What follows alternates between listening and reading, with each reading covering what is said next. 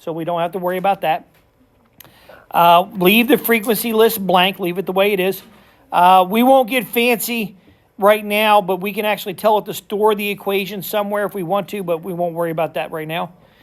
And then I'm going to go down to calculate, hit enter, and voila. Our y-hat equation.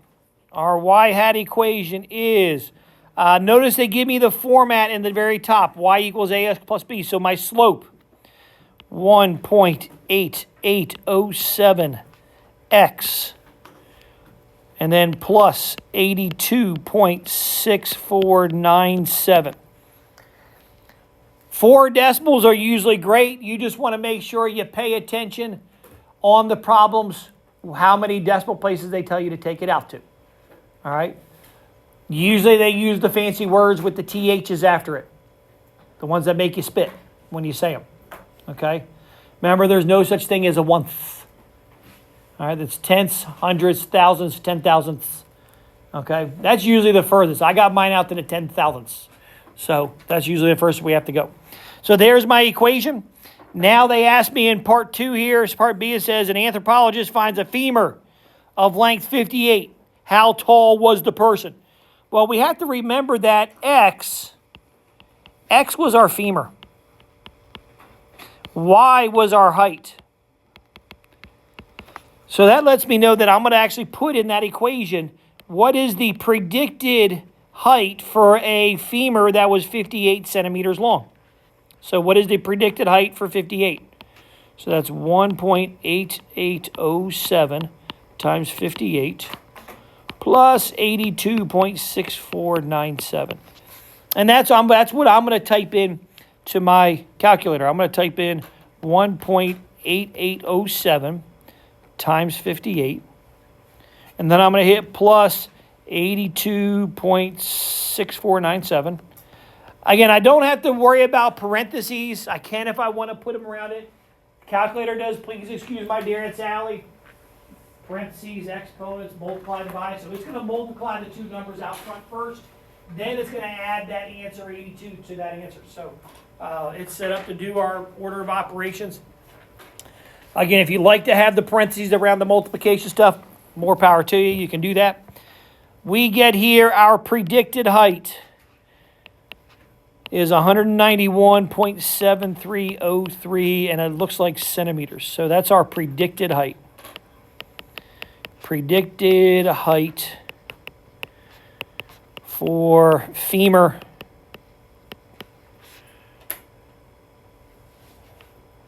of length 58 centimeters.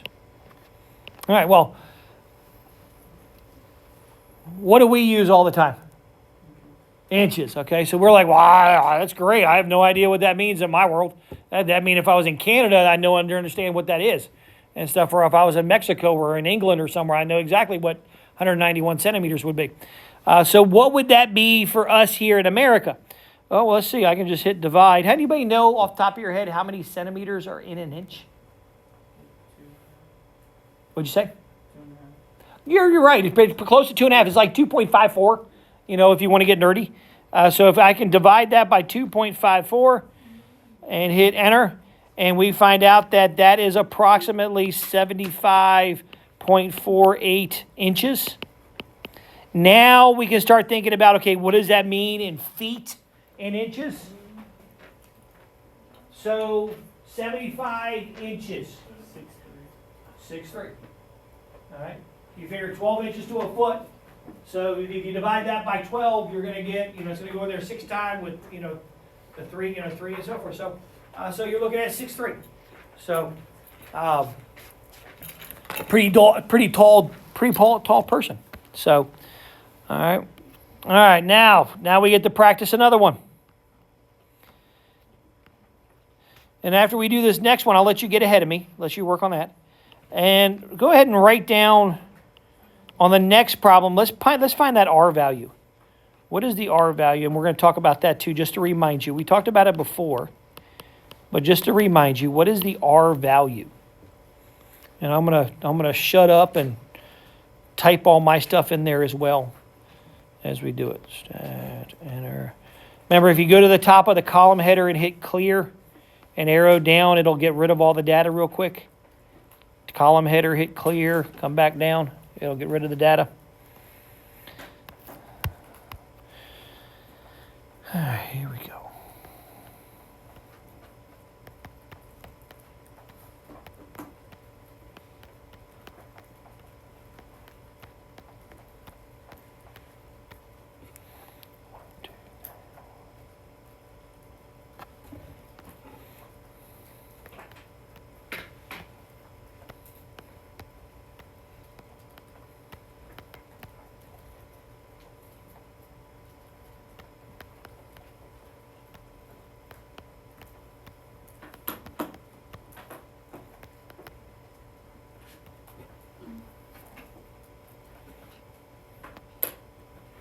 Again, once you get your data in there, you're going back into stat, over to calculate, going down to option 4.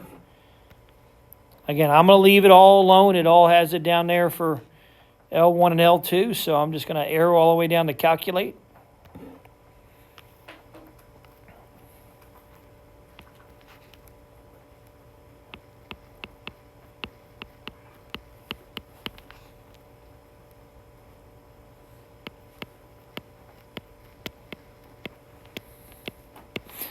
Again, as we take a test on this later in the week, I will tell you what place value to round.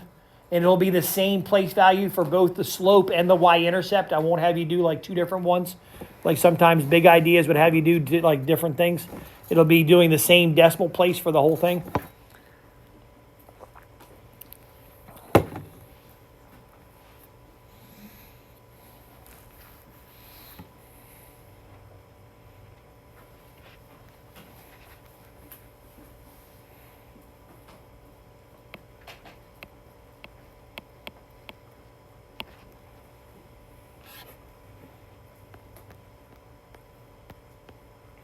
And if you feel good to do part B, go ahead and do part B.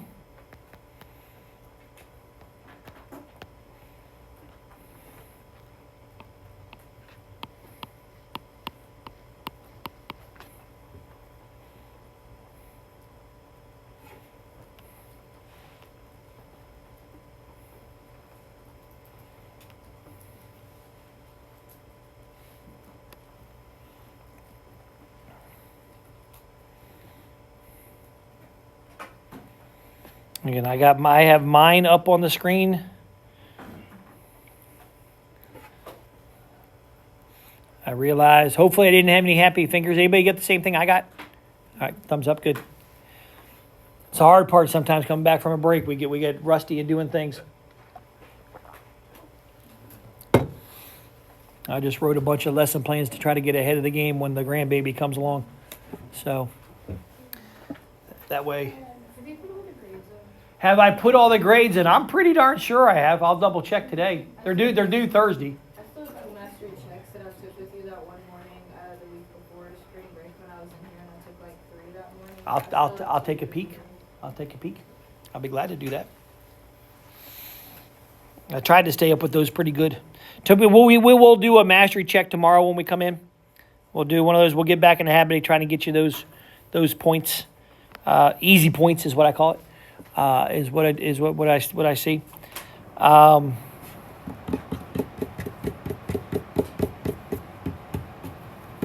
right, so now Mr. Stevens realized, he wrote down what the R value, he wrote down the word R value. That's the correlation coefficient.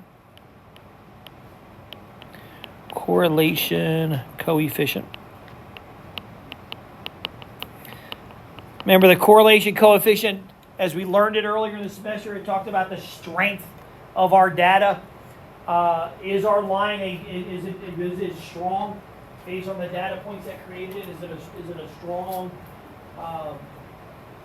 linear relationship going on there? Mr. Stevens forgot to get it from the screen, so I'm going to go back and do my 1-bar stat again, or not my 1-bar, my linear regression again. And I'm also going to do one other thing here real quick. So I'm going to go back into stat, calc, linear regression. And what I'm going to do here, before I hit enter, I'm going to go down the store Reg EQ, and I'm going to tell it to put the equation in for Y1. So I'm going to hit alpha trace, and I'm going to hit enter. And so what I'm going to have it do to make my life easier in case I get asked to do a bunch of other things is I'm going to tell it to take the slope and the y-intercept, and in Y1, I'm going to have it go ahead and write the y equals mx plus b equation for me. Now, the only difference is it's going to have a lot more decimal places than my 4. It's going to take out probably 8 decimal places on each part. But if I want to use the calculator to do some quick calculations, storing it into Y1 allows me to do some things real fast. And that's what I was going to show you guys here when they ask you to do multiple things of doing things. So I'm going to go through here, hit calculate. I'm going to grab that R value. R values has 0.9967. So earlier in the semester, we would classify that as being a strong, positive, linear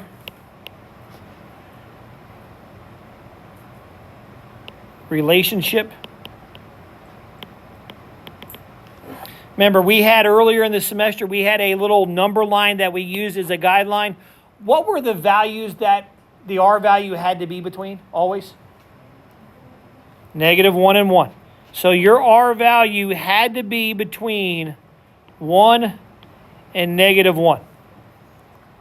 -1.01 wasn't good. It had to be -1. All right? The closer you are to a -1 or a +1, the stronger that line is. Meaning it's probably almost like a perfectly nice diagonal line. So when you see our R value here of 0.9967, that's a pretty darn straight line, nice straight line. So when I go to graph it, I shouldn't see zigzags. I should see almost my dots in a nice little diagonal line. Is what I should. I see it's going up. It's a positive value, so I know my line should be going up from left to right. That's confirmed with my slope. My slope is a positive 4.8. So now, in case, let's graph it. Let's make sure we review how we graph it. So when we go to graph it, we're going to hit second y equals. And right now, our plot is turned off because we reset our calculator. So my plot 1 is off, so I'm going to hit enter. And I'm going to go hit enter on. The first picture we see is a scatter plot. That's what we see in that first one. And then I'm just going to, I'm not going to change everything. I have my X and Y's in the L1s and L2s accordingly. And so I want to tell it to graph it. So I'm going to hit graph and let it graph it. I don't see it. Then I remember that, hey, we had some big numbers here. So I'm going to do zoom. Zoom 9 is zoom statistic. Zoom 9. There we go. Zoom 9 is zoom statistics. And as we look at that line that it drew, and again, the only reason it drew that line is because I typed it in. I had to store the equation into Y1, so it actually drew a line for me. But don't pretty much all those dots touch that line? Pretty darn good. And so that's a really good, strong, positive, linear correlation going on there. Now we can start, asking some questions of, hey, what would be the predicted heart rate? Or sorry. What is this? What are we doing? Chirping rate. Okay, the chirping rate based off of the temperature. So what can we say in general?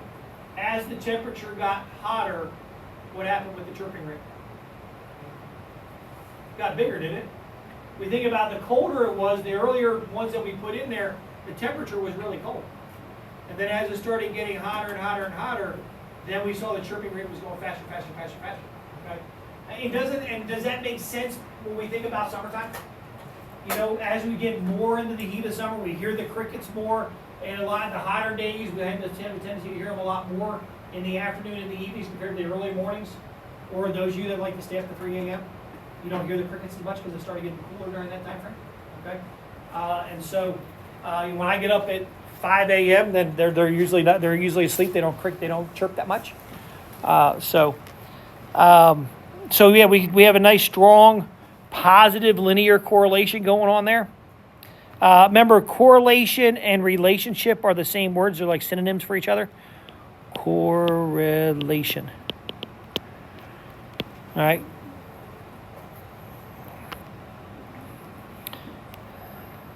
All right. Let me let you do the next one, and then we'll do one more together here, and then we'll kind of look at some correlations here real quick, and then we'll finish up with some 1-var stats for the last part.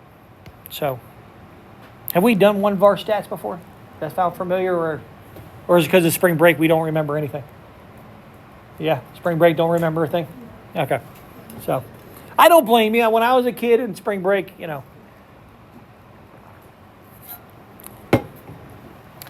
I did lesson plans all last week and watched TV at the same time, so.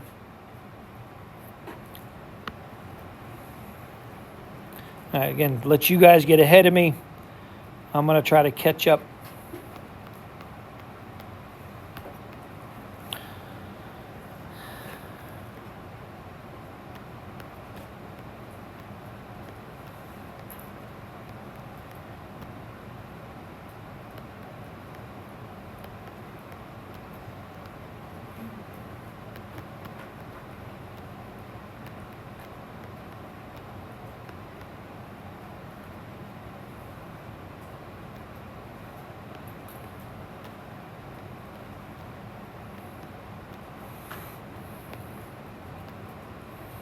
Again, if you want to get practice putting that equation in there, when you get to that store reg EQ, press alpha trace, and then pick equation 1, and that's why it'll put it in equation 1.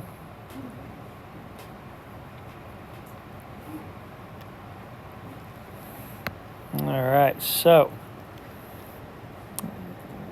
our y hat equation 6.4510x minus 0.15228. And I'm going to copy down my r value is 0.9503. That's still a nice strong. Now that's again strong.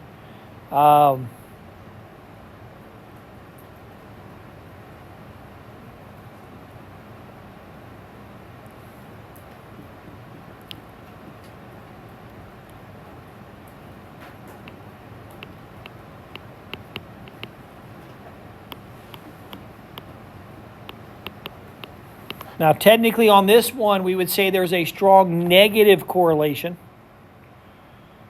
Actually, no, sorry. A strong positive. My bad.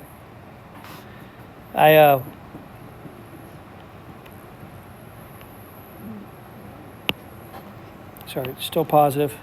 Your value of your slope. So since our slope is positive, then that's what we should be saying for our correlation. It matches. Sorry, I saw the B is negative, and option 8 has A equals or A minus BX or plus BX. So I was thinking the way I teach my other stats class.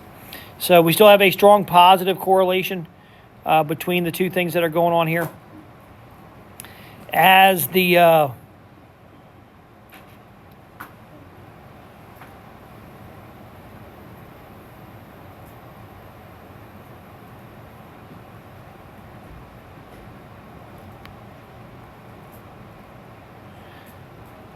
As the diameter increases, the age increases. That's what that's saying. Again, if you want to graph it, we got everything set up, so we can just hit graph, and then hit zoom 9, and it focuses in on it. So still a nice, strong, positive correlation, but there is some gap. There is some gaps between the line and the actual thing. It didn't hit all of them perfectly nice like the other one is. Because the other one, again, was 0.99, so that was like hit a lot of dots. But that's still pretty good. That's still a strong positive correlation. As the diameter increased, the age increased of the trees, Okay. Last little bit, if we scroll down here, remember we had some estimating R values. And we did this earlier in the semester. Here we can see a trend that we would definitely say this is positive. Now, I wouldn't say it's a 0.9. There's a lot of gap in there. So would it be reasonable to say maybe something like a 0.45, maybe up to a 0.6? Somewhere in there, there's enough variation, some gaps in there that we don't have a strong positive linear, but we do have a positive linear relationship. We may want to say the word moderate is usually the adjective. Usually we use weak, moderate, and strong are the three adjectives that get used. What can we, definitely say about the next picture? Yeah, definitely negative. I would say this is more, this is getting close to strong. So this one is that, this one, and you get the benefit of tagging some words together where we can say this is a moderately strong negative. Not many of the adjectives that we can say, can we pair them up together, but moderately strong usually gets paired together. As we do things, we wouldn't say moderately weak. We would say weak. We would say, moderate. But, moderately strong lets us know we're on that teeter-totter. I would say this is probably an R value of somewhere around like a 0.7 is probably what that is. Somewhere around that is for an R value. This one, what would we say? Yeah, I'd definitely say it's a weak negative. It's definitely a weak negative. Okay, definitely a weak negative. So if they gave me numbers to look at, I'm probably looking at like a negative, 0.3 to maybe a negative 0.5. Somewhere in there, somewhere between those is what I would say is okay. They're not going to give me a bunch, but they'll probably give me one like in that range, and then one that's like a high negative, like a 0.8, negative 0.8, and then give me some positives, or they'll give me a 0. Well, this one's definitely not 0 because we do see a trend. As the X increased, the Y decreased. Here's definitely, I would say, a strong positive. I'm anticipating like a 0.8 to about a 0.9, somewhere in there is what I'm anticipating for this one. If I was to guess, wouldn't surprise me if it was like a 0.92, something in the low 9s. That's a nice kind of tight line there. So, all right, next part here as we finish up.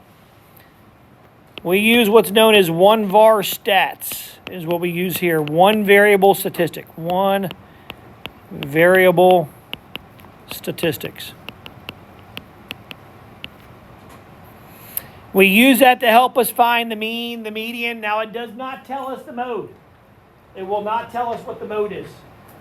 Okay? The mode is one of those things you're going to have to eyeball. You're going to have to look. What do we know the mode always stood for when we learned it earlier in years? Yeah, the one that occurs the most, yeah. Okay? Now, you were always taught there was like one mode. Because that's all we had to worry about for 8th grade TCAP. Okay?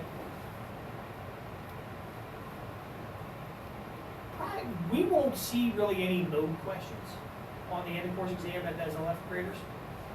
My world, in my honors stats class, my AP stats class, my college stats class, we actually have things that we call multimodal. You can be bimodal, means you have two distinct peaks. It may not be they list the same amount of times, but there's still these two distinct peaks when you look at your data. Multimodal means I have more than two. We use one var stats, so do me a favor. Let's get our calculator again. We'll do one or two of these, and then I'll wrap it up and let you guys do the homework and call it a day. So as I get my calculator, again, I am going to, I'm going to choose the easy way out, and I'm going to clear my stuff. Actually, it looks like it cleared it for me since I closed it. So I'm going to go back into Stat, go back into Edit. So on your calculators, if you want to clear out the columns, you can. Or if you want to go to an empty column, go to an empty column. I don't care. Let's type in our data into, I'm going to type it into L1. So I'm going to type in 64, 69, 72, 54, 89, 92, 54, and 32. Oops, I put two numbers in the same area. I didn't press enter. All right. The great thing about when you're doing one var stat stands for one variable statistics. It's what we use to find the mean, the median, the mode. The mean, median with quartiles, Q1, Q2, Q3, the min and the max, those kind of things. We'll talk about those other ones a little bit more tomorrow, but it's going to give it to us on the screen here. It gives us the standard deviation as well. Remember when we did z-scores before the break? And we talked about standard deviations away from the mean? So when we have a set of data, we can calculate what that is based on the data, and every set of data has a different standard deviation. And so that's what this one variable statistic thing is going to do. It's going to give us the mean. It's going to tell us what the median is. It tells us what we call the 5-number summary. We're going to talk about that more tomorrow.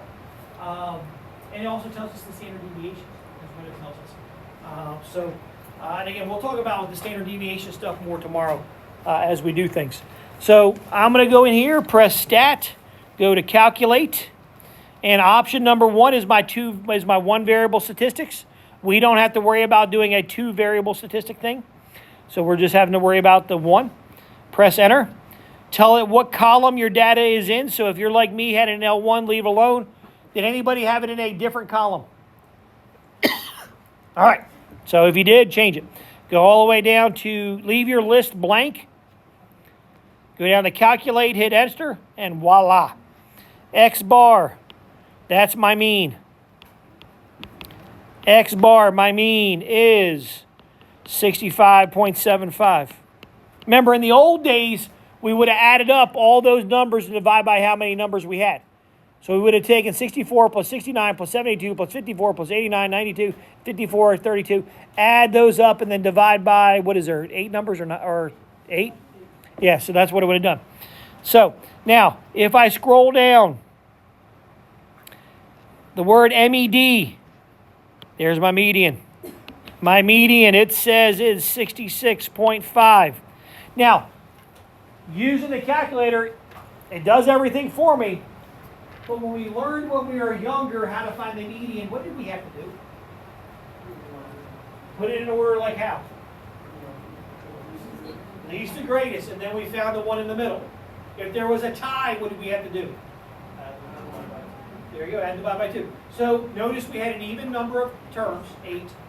So it went ahead and added the 2 numbers in the middle after it put it in order. It said, okay, this number and this number are the 2 in the middle. I had to add them and divide by 2, and it gave us 66.5. Okay, to where we didn't have to go through and do it. All right, so it did all that for us. Okay, that's what's nice about using technology is it can speed up stuff a lot faster. Okay, now we will talk more tomorrow about some of those other things like the min, the Q1, the Q3, and the max. What I want to point out. Can I zoom in? There we go. Zoom in, Mr. Stevens. You see that line right there, the little fat RX. There's our standard deviation. There's our standard deviation. Remember, we had our z-score stuff and we talked about standard deviation. Remember, before the break, we said z-score is equal to the value minus the mean divided by the standard deviation. So we had that little symbol. So this one tells us when we do a one var stat, it actually calculates the standard deviation for us, that little fat RX. Now there's 2 types of deviations that are up there. One's called the population deviation, the other one's called the sample. We will primarily be using the second one down, is what we'll be using for our answers. My stats classes, we use either one, and we have to pay attention to what are they talking about. That lets us know which one we're supposed to use and stuff in my stat classes. But you guys will primarily use the bottom one is what we're going to be using if they ask for the standard deviation of the data values. is we'll be using that bottom one. So we'll stop right here. You can practice some more of those other ones if you want. We're going to pick this up tomorrow with the mean, median, mode, and that stuff, and the standard deviation. If you go out, now your homework's different. Your homework's different today. It's not in big ideas. Go to Google Classroom, and this is pretty much for the rest of the semester. It's going to be this way.